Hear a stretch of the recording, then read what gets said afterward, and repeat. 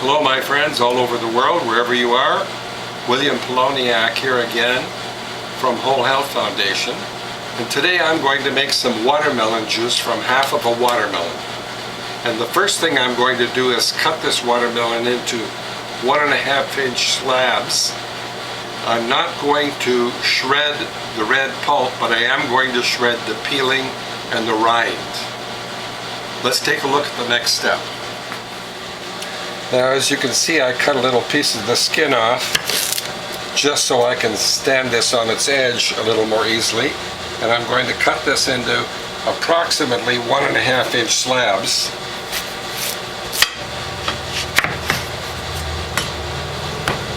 Continue cutting off the rind from the rest of the watermelon. The rind I'm going to shred, and the red flesh I'm going to just press without shredding.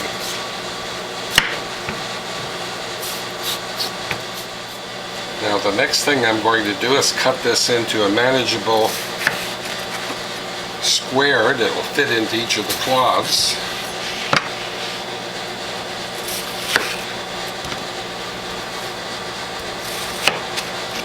And of course these side pieces will be folded into the cloth as well. Now, as you can see, I have the rind in one bowl, the red flesh in another, and the first thing I'm going to do is press the juice from the red flesh, and I'm going to press one slab without a bamboo liner just to see if it sticks to the cloth or not. So we'll put this in the press. I'm going to do the second one with the bamboo liner. I don't know if it's going to stick to the cloth or not, but we'll see. Now it's very important to have this right in the center, centered left to right, centered front to back, all the way back, back it off, and I'm going to wait for traction here, and then all the way.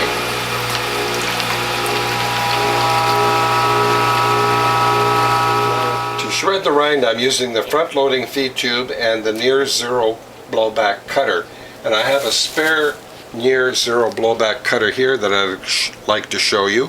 It has 6 blades with over 110 sharp teeth. So let's start feeding in the rind very, very slowly.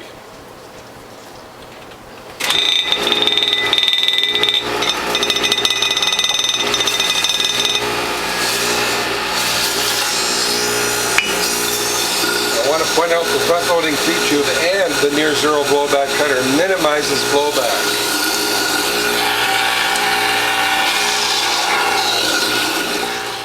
Now I want to explain why we don't get any blowback. First of all, the near zero blowback cutter does such an excellent job of shredding, there's a minimum of blowback. And even if there was blowback, instead of the pulp shooting straight up and towards your ceiling, it hits the front-loading feed tube and bounces, and that bounce minimizes almost 100% of the kinetic energy, and if it does come out, it comes out only 2, maybe 3 inches, so you don't get a severe blowback. So the next thing I'm going to do is I'm going to shred the red pulp and see if we get any more juice out of that, but let's use a different container.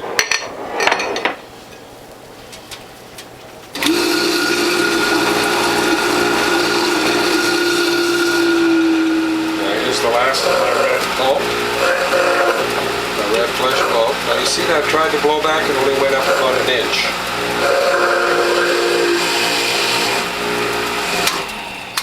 There we have it. Now we're going to make some juice. Now the first thing I did is I cleaned the feed tube and put all the red flesh in here, and I'm going to use a bamboo liner this time because I know this pulp is going to stick to the cloth if I don't use the bamboo liner.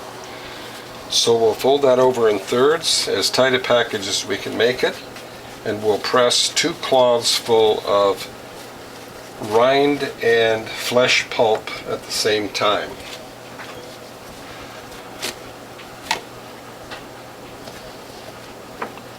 Approximately a cup's worth of pulp.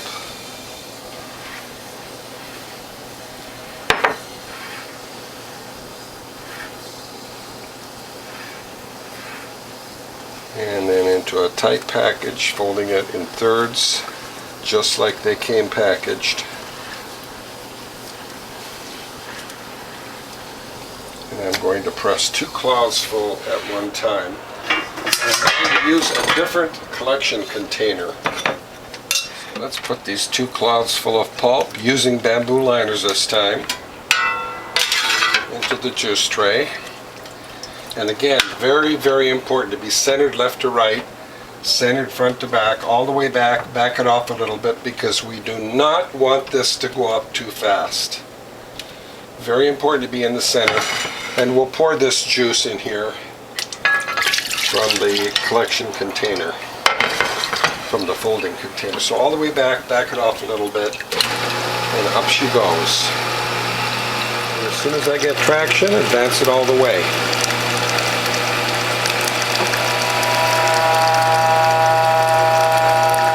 Now I'm going to take this spent pulp and I'm going to form it into a very tight package, a little ball. And what I will do, watch my folding technique, I'm going to fold that under 3, 4, 5, as many times as I can.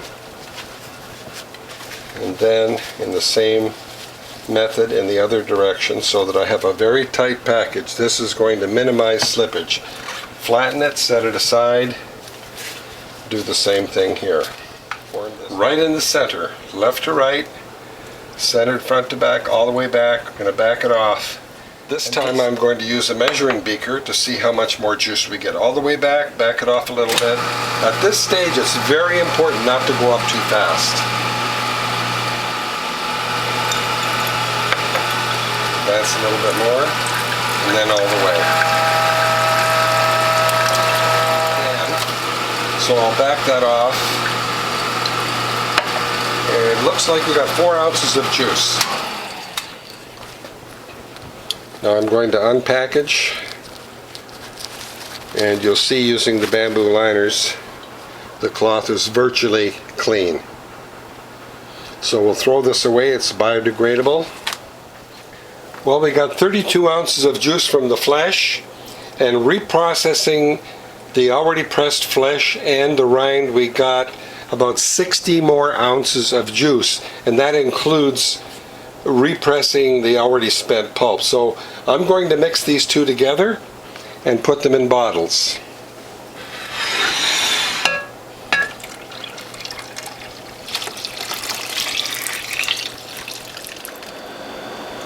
Now, as you can see, I got 5 1/2 bottles of juice, and I'm topping off the last 10% with distilled water, and the half bottle I'm going to drink immediately. So I'll cap this off and put them in the fridge, and these will last me about 5 to 10 days, but I'll drink it all within 5 days, I assure you. Well, there you have it, my friends. 5 1/2 bottles of watermelon juice with the rind, seeds and all. Let's give it a taste.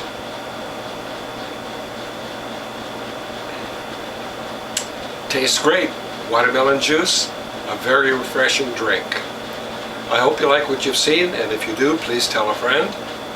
If you'd like to telephone me, my phone number is 760-753-0321. My email address is developtrust@cox.net, and my webpage is wholehealthfound.com. I'll see you in the next video.